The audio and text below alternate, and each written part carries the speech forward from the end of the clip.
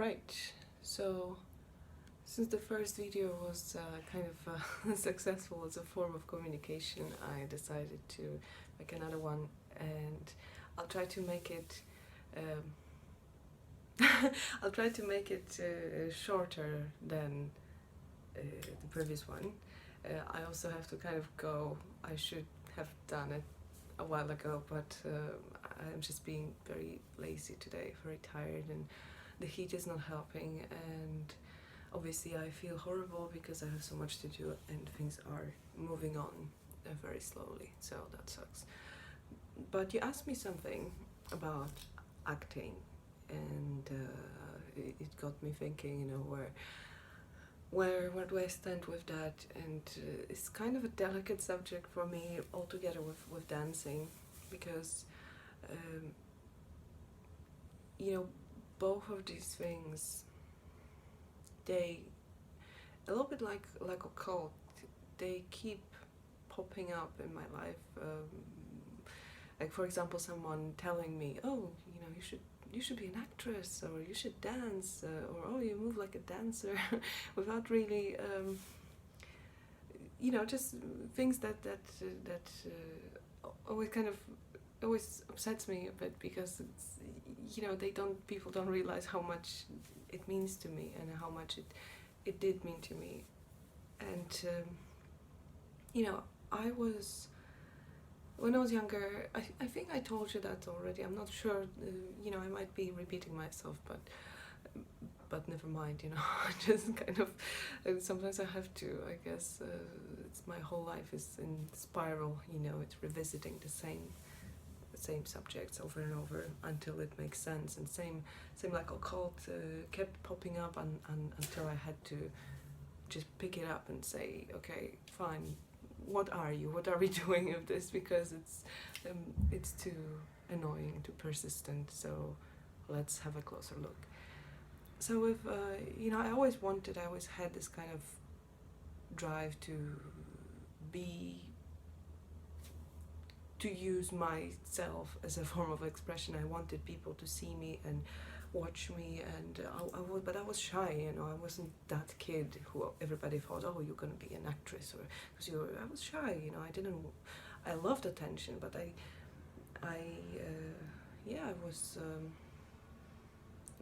guess I wasn't managing it very well, and I could pick up details and subtle things from people, and I was quite sensitive to that, but nothing more than this. A couple of attempts to be on the stage ended up as a catastrophe, because I was eaten by stage fright.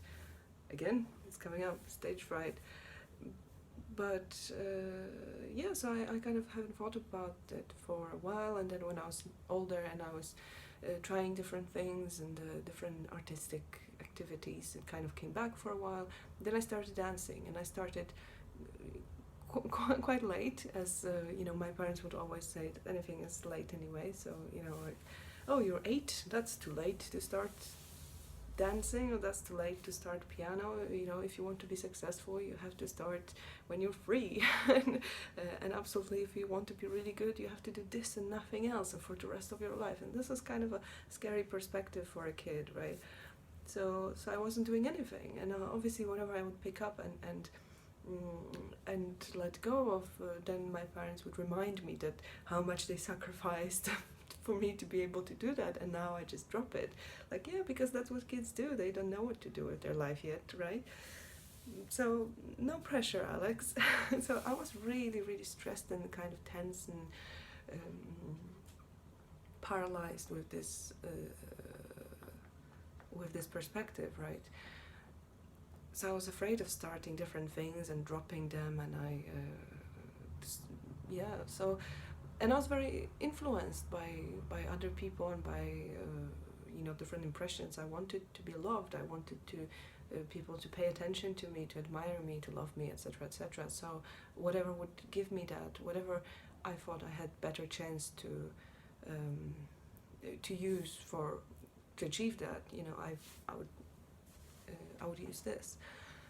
And I never went to acting school. I never done any super intense classes. I was just kind of from one course to another. I was kind of very excited about something, then dropping it for different reasons. I don't know, self-sabotage kind of all the way.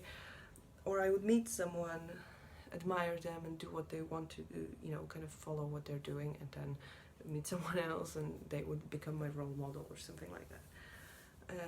So I started with ballroom dance, funny enough, and with the film Scent of a Woman with Al Pacino, and I wanted to dance tango, so I thought that was amazing there, and then a couple of other films, so I started with that. Then I couldn't find a partner because I was too dominant and nobody wanted to dance with me, although I was good technically, but they didn't, I was too much of a I was hard work, so and I don't know why else. There's always a scarcity of guys anyway on ballroom classes. So I was doing that for a while, and then somebody told me, "Oh, why don't you try?" Oh my God, I want to try to make long story short. Why don't you try contemporary dance? So I went to do workshops with contemporary dancers, and that was awesome. And then I discovered modern jazz, and that was even better. So then I attended a couple of workshops in Poland, and I met this one guy who really I really admired him. I really kind of was drawn to his energy, and that was Thierry Verger, which I think I showed you maybe his dance, or if not, I'll show you later. And he had this very animal, primal energy about him. He was just wild. He was just like directly from some from some taken out of nature, and he was projecting all this, and even to to the point that he was using like animal movements, but yeah, he was just wild and eccentric, and he was making weird sounds, and everything about him. I said he was doing just his own thing when I was rudely interrupted by a phone call. And yes, shit, okay, because I'm recording on the phone and people are calling, whatever, they're gonna have to wait. So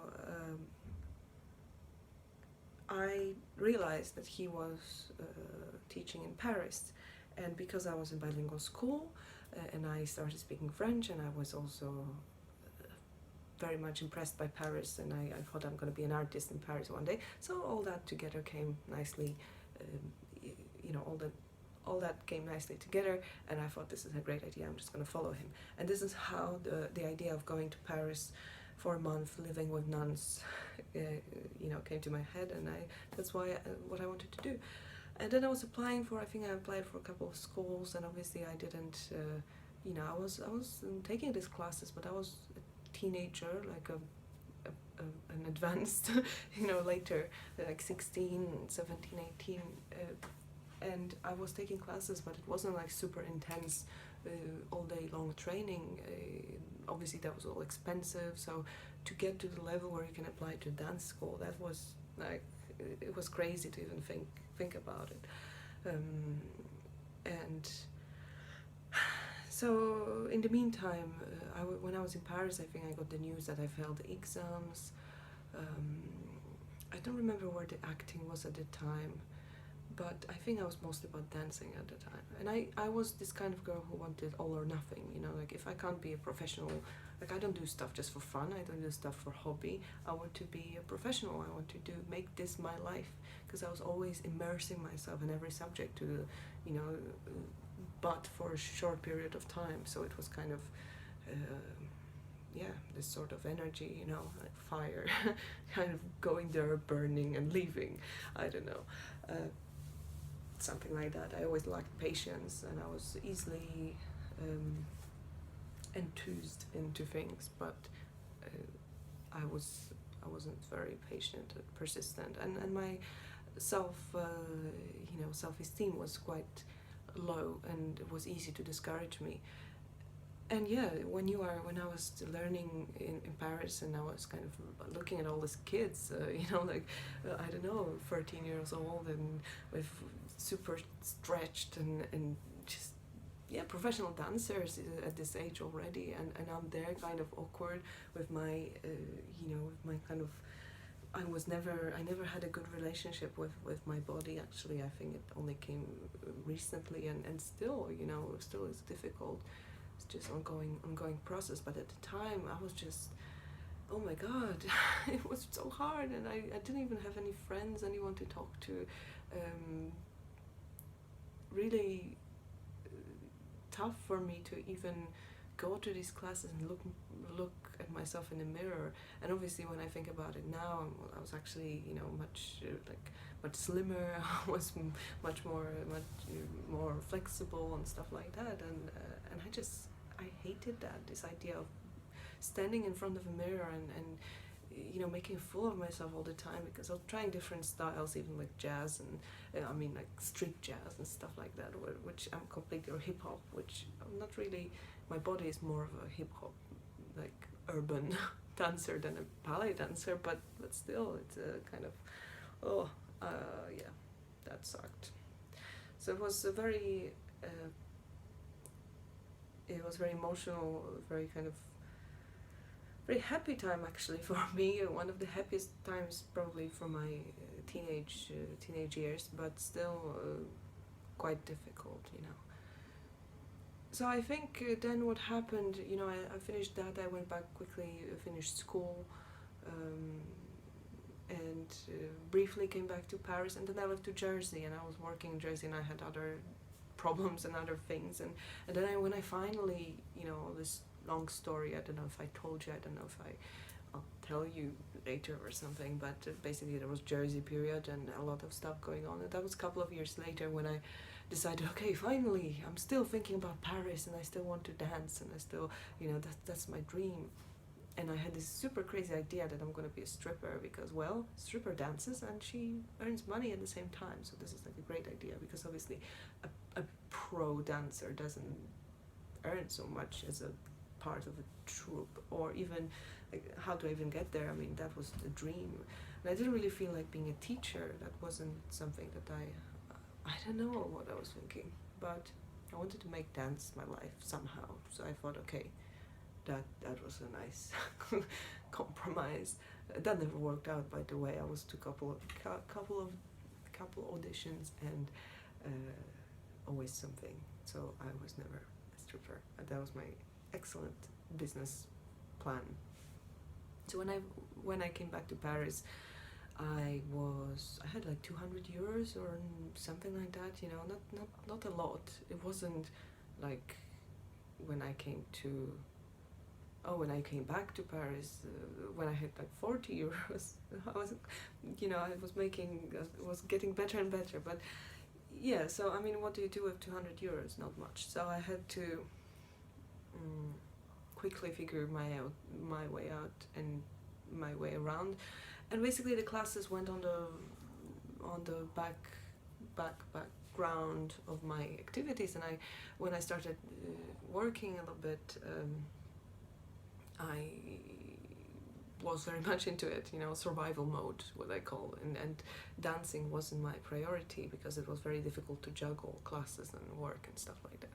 So that's where it ended. And so yeah, and in the meantime I realized that there are other styles as well that are very that are moving me in a way, like tribal dance, which is like a gothic belly dance kind of.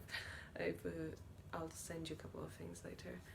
And yeah, and in the meantime also what happened when I was first living in Paris, and then I decided to move to London.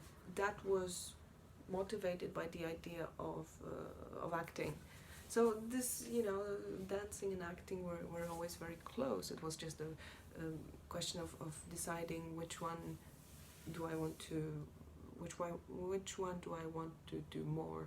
But always the problem with classes versus money versus realism of this project and stuff like that. So I had this idea when I was in Paris, and I kind of wanted more. I felt like, oh, I'd done everything, which is obviously nonsense, but in my head it was like that. I was just kind of bored, and I wanted to move to bigger and better things.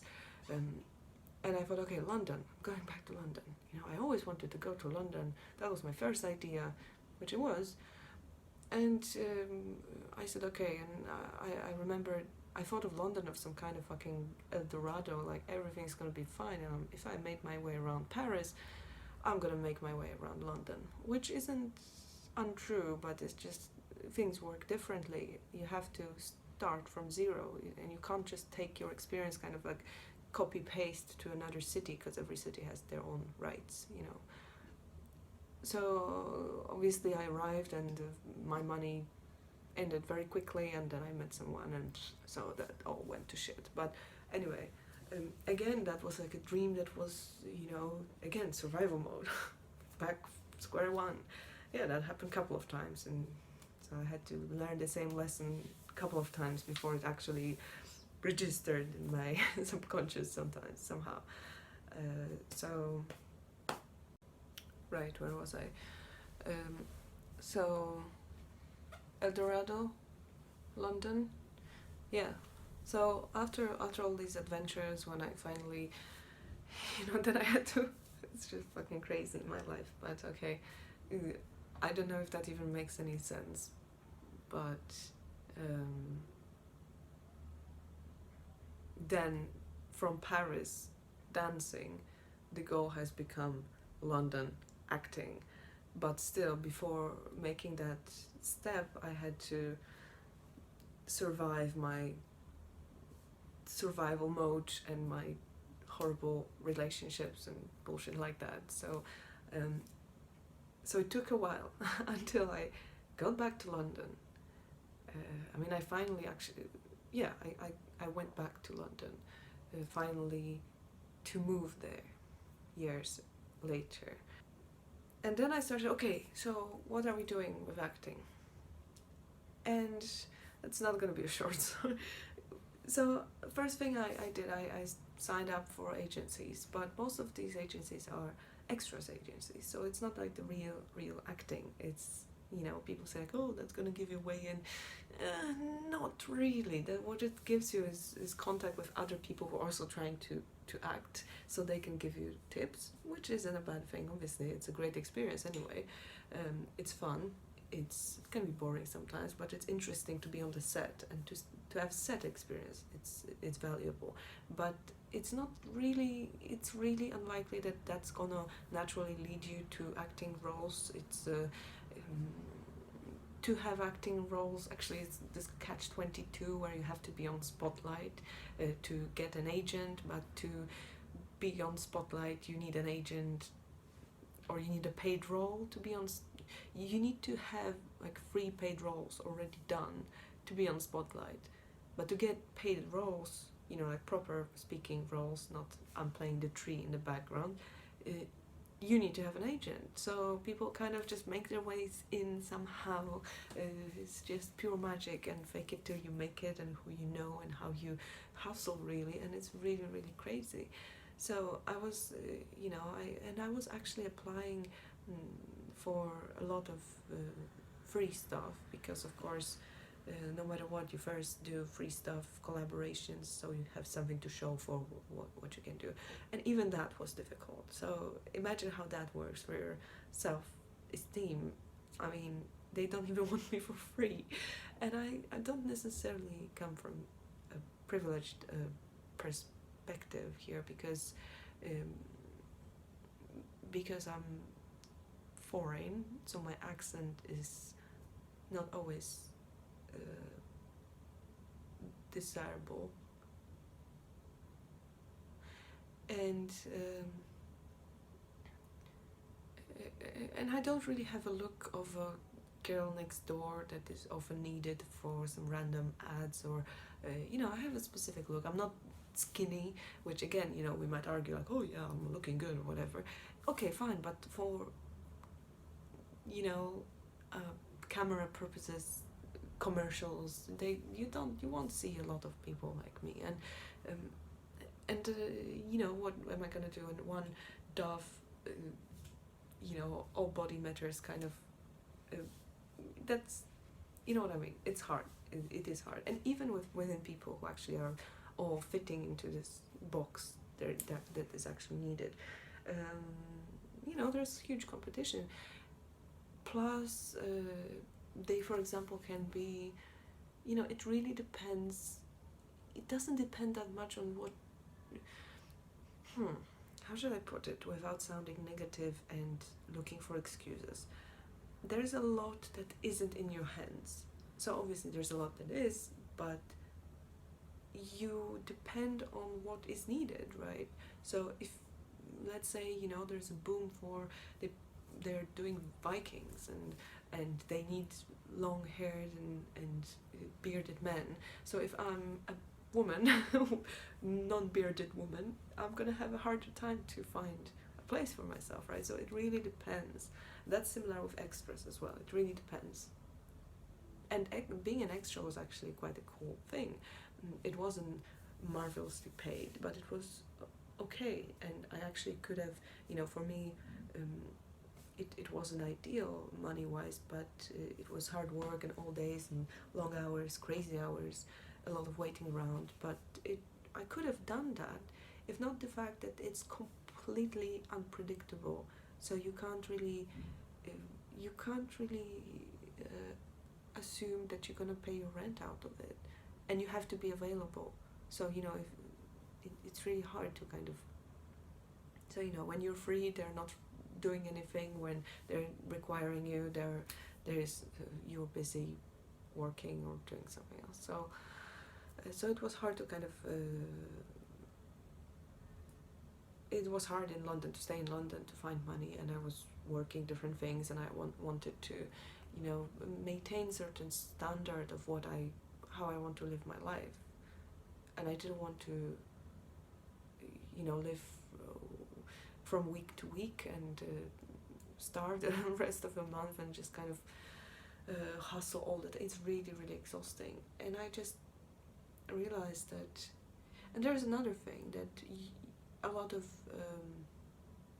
another thing is to create your own stuff, right? You don't wait for anyone to have you on board. You create your own. So let's say I write a play or something, and I just take a couple of people together and make it happen.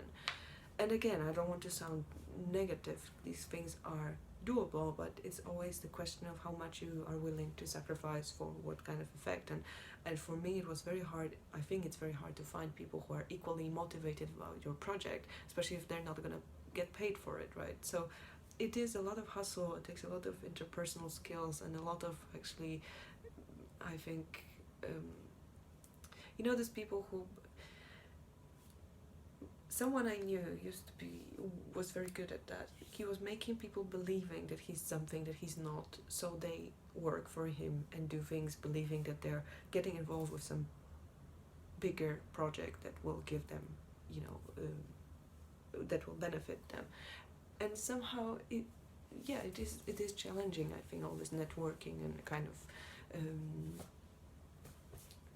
buzz that I don't like, where the form takes over the substance, you know. I'd like to, like with social media, you know, I don't want to be like, hey, all the time on social media, which I'm trying anyway, but you know what I mean. I need to have time and kind of mindset, what do you call it, to focus on actual content, instead of focusing on marketing myself without any content, without any product. So yeah, so I kind of got fed up, and also I ran out of money very quickly, because it's not difficult in London. People ask me like, oh, what have you done with your money? Well, I was eating sometimes, and I was paying my rent. So, and also not always, because Jesus fucking Christ, what was that? Oh my god, that was my phone. Like another. I'm resurrecting a phone. And Jesus Christ, that was quite dramatic. So, is that a ghost? Yeah, I was thinking, what is buzzing? Because my phone is here anyway. So, at some point I decided that London is a place where you are if you really, really have a good reason to be there. And I thought that all this hustling and all this massive sacrifice that you have to make to be an actor, like a working actor, I started to doubt whether that's how I want to live my life. And there are people who are doing this and they're just putting everything on that, and there's so many other things that I want to do and I want to have time for, which made me think that maybe it's not actually what I want in this form, in the form of a working actress. Because to have work, I mean, work is where there's either you're before you're famous, obviously, or before you score some super contract for series. And even famous people, actually, fame and money doesn't always come together. Fame, maybe not Hollywood fame, but UK Coronation Street fame. It doesn't necessarily come with you don't get your life sorted just like that. Because anyway, there were three things I was thinking about that make you money as an actor, and I know that one thing would be like a contract on a West End musical, which I would never do, because that's not even. That's just, I will never do that. Second, it's commercials, which I also don't particularly feel excited about to work so hard to get, Or third, there was something else I forgot. Probably that was the series, or that was something, or theater or something like that. But I just wasn't quite sure what my role in that is, because I do want certain specific roles, and I don't want to sound arrogant in a way like, oh, if I can't have the roles I want, this is not even worth it. But I just think it's like toothpaste, really. I'm gonna sacrifice, and I'm not saying that to bash other people, because I admire them for such persistent and love of acting in many forms. I just think that maybe I'm being pain in the ass, and I just have to be honest with myself that there are certain things that and I know it's not always pleasure, it's not always what you want, it's not always, but I was just thinking whether there are other ways to do things. And again, I used to have this mindset that if I can't be the best, if I can't be known, if I can't be famous, if I can't be Hollywood star, then why do even bother? And now I don't think like that quite. I mean, I still would like to be admired. I still have a huge need for, being a center of attention. I love that, but that's not what acting is about, really. Like being a center of attention, for example, can be achieved different ways if that's all I want, and another thing, I always thought that acting, I don't want to be a starving artist, I want to have a certain lifestyle, a certain amount of money that allows me to travel and to to just not be worried about money every day, and I don't think that acting can give me that, unless I'm famous, etc., then you're sorted. But in this world, on a realistic terms, where you can make it your to extent where you can actually have control over your career. And so that's also, that might have been, I thought, oh, doesn't make me a bad person, doesn't make me that I'm betraying this art or whatever. And I think I haven't done much of it, but it really does feel quite at home for me to take acting classes, for example, and to acting has so many people. Acting isn't what people think it is, and it really has a lot to do with magic and how you, for example, you invoke something, you become it. You don't pretend you're it. Well, it's like walking on the edge, you know. You become it. Oh yeah, easy then. But it takes work to kind of strip yourself of all these things. Sorry, all these things that you think you are, to be able to invite something for the purpose of the act of, you know. And I guess that's what it was primarily, right? It So it's not really that, you know, people think that it's kind of egotic acting. Is to extent, yes, but I think that good actors aren't like that, because they are not about themselves as much as they are about this service to the bigger thing. And every actor knows that when they are part of a play or a film, is, oh, I'm talking like I know what I'm talking about, right? But they're part of something bigger, and they're doing a service. They're just like a clog in a machine. They don't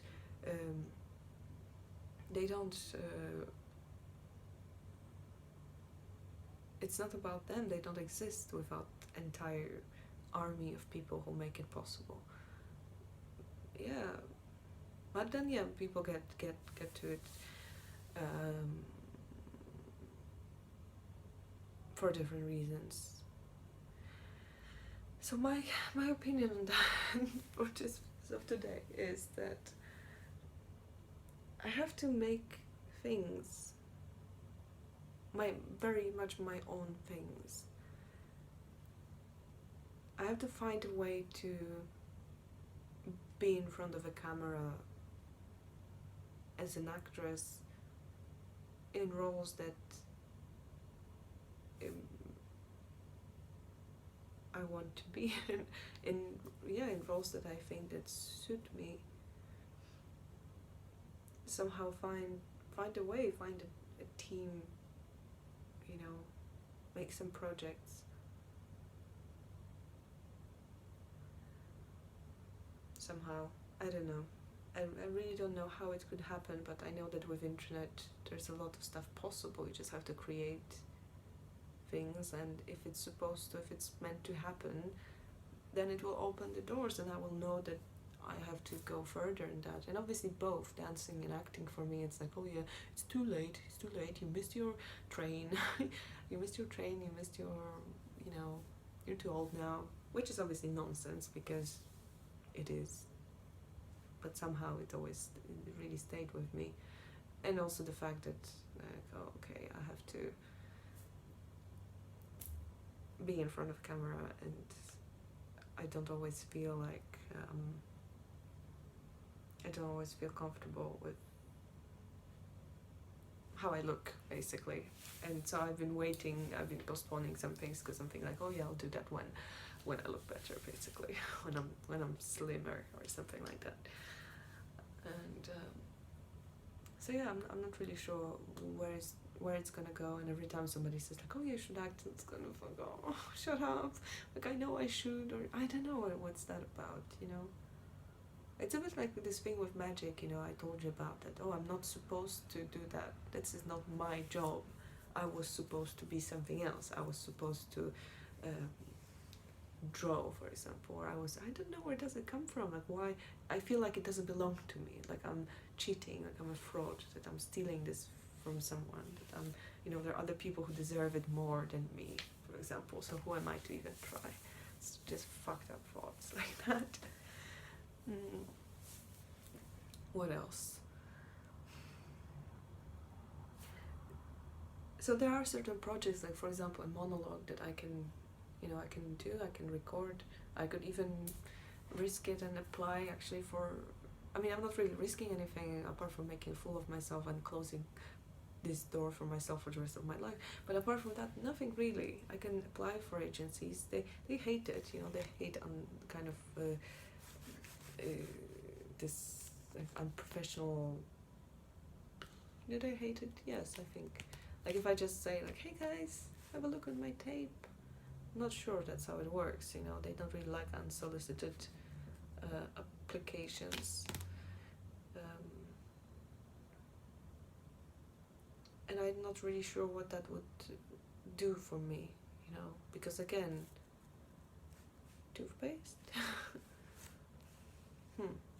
There's also an interesting thing one of my friends did. He always said that, he had a career before and he kind of secured partially his income. I think he's got some passive income, or maybe, he had some kind of, he has some kind of job that lets him work whenever he wants, or I don't know, but he basically took care of finances first, so then he doesn't have to worry about it, which is a good way to look at it as well, because then you don't think about stuff that, oh, I have to do it for money, or you're just constantly stressing about it and not thinking about your artistic development. And because that's also something that killed me when I was in London. I wasn't even taking advantage that much of living there, although I survived, a year and a half. I was there, I survived, but I wasn't really thinking about taking the most of London, because my brain was always thinking about money and stressing over that, or going to some interviews, or trying, doing some jobs on the side. And yeah, so I don't know what's gonna happen with that. And there's also this